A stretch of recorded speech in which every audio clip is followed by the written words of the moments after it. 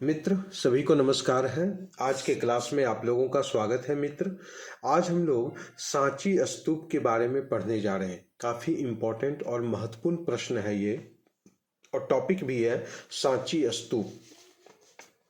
आइए हम लोग देखें सांची स्तूप के बारे में।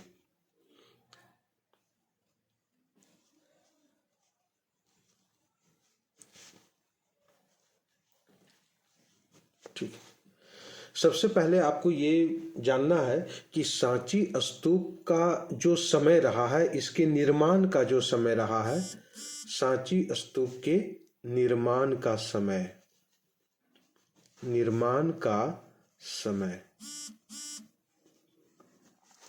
तो सांची स्तूप के जो निर्माण का जो समय था वो कब था? तो तीसरी शताब्दी ईसा पूर्व से तीसरी शताब्दी ईसा पूर्व से 12वीं शताब्दी तक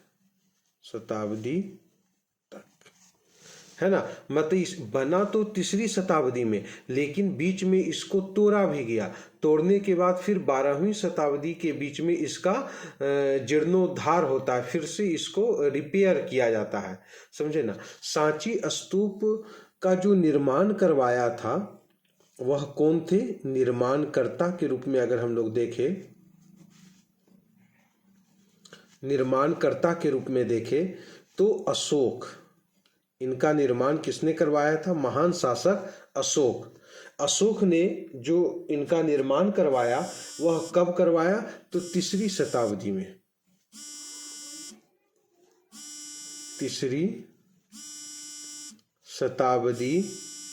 ईसा पूर्व में अशोक ने इसका निर्माण करवाया था, समझे। अशोक जो था ये बौद्ध धर्म के समर्थक थे। ऐसे तो अशोक वैष्णव धर्म से संबंधित माने जाते हैं, लेकिन बाद में इन्होंने बौद्ध धर्म को भी अपनाया, लेकिन वैष्णव धर्म को इन्होंने त्याग नहीं किया था। और सांची स्तूप जो है ये आपका किस क्षेत्र में पाया जाता है? तो मध्य प्रदेश के एक रायसेना जिला है, मध्य प्रदेश के रायसेना जिले के सांची नामक शहर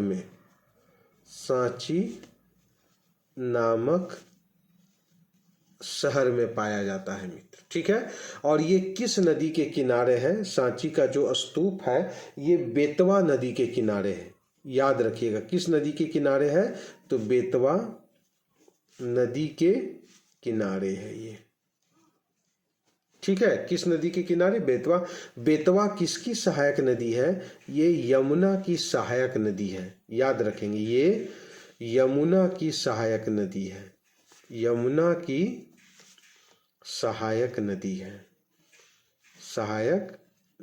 है। सांची स्तूप जो है ये बौद्ध धर्म से संबंधित है ना। बुद्ध के जो अवशेष हैं वो इस स्तूप में है, यहाँ पर अवशेष उनका, याद रखिएगा। समझ गए बात को? चलिए। और सांची स्तूप को खोजा किसने था? तो सांची स्तूप के जो खोजकर्ता कि सांची स्तूप को खोजा किसने? तो सांची स्तूप को 1818 ईस्वी में टेलर ने खोजा था।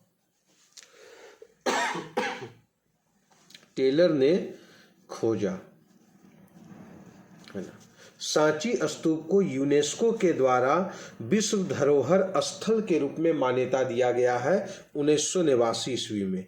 तो लिख सकते हैं 1989 ईस्वी में विश्व धरोहर स्थल के रूप में मान्यता, विश्व धरोहर स्थल के रूप में मान्यता दिया गया है, ठीक है। सांची स्तूप को तोड़ा किसने था? सांची स्तूप को तोड़ा किसने? तो पुष्यमित्र शुंग ने तोड़ा था। पुष्यमित्र शुंग ने तोड़ा, ठीक है। और इसका जीर्णोद्धार जो होता है वह किसने करवाया? जीर्णोद्धार, जीर्णोद्धार, तो जीर्णोद्धार अग्निमित्र ने करवाया। अग्निमित्र, जो पुष्यमित्र शुंग का क्या था? बेटा था, है ना। ये जो शुंग वंश है ये ब्राह्मण धर्म से संबंधित है, ब्राह्मण धर्म को मानता है। इसलिए ब्राह्मण धर्म वाले ने क्या किया? बौद्ध धर्म का जो प्रचार और प्रसार बहुत ज्यादा फैल रहा था, है ना, तो उसको नुकसान करने के लिए इन्होंने क्या किया? सांची के स्तूप को तोड़ा था। बौद्ध धर्म का प्रचार प्रसार ज्यादा हो रहा था और ब्राह्मण धर्म का फैलाव कम होते हुए चला जा रहा था, तो इसलिए, ठीक है। तो याद रखेंगे, आज हम लोगों ने सांची के स्तूप के बारे में पढ़ा कि सांची का जो स्तूप है इसका निर्माण समय 3री शताब्दी ईसा पूर्व से 12वीं शताब्दी ईसा पूर्व। इसके निर्माणकर्ता कौन है? अशोक है। मध्य प्रदेश के रायसेना जिले के सांची नामक शहर में ये हमें देखने को मिलता है। ये स्तूप बेतवा नदी के किनारे है और बेतवा नदी जो है वो किसकी सहायक नदी है? तो यमुना की सहायक नदी है। इसके खोजकर्ता कौन है? तो टेलर ने इनको खोजा था, सांची के स्तूप को, और 1989 में ये विश्व धरोहर स्थल के रूप में इसको मान्यता दिया गया है। सांची के स्तूप को तोड़ा किसने था? तो पुष्यमित्र शुंग ने तोड़ा था। और इसका जीर्णोद्धार किसने करवाया? तो जीर्णोद्धार अग्निमित्र ने करवाया।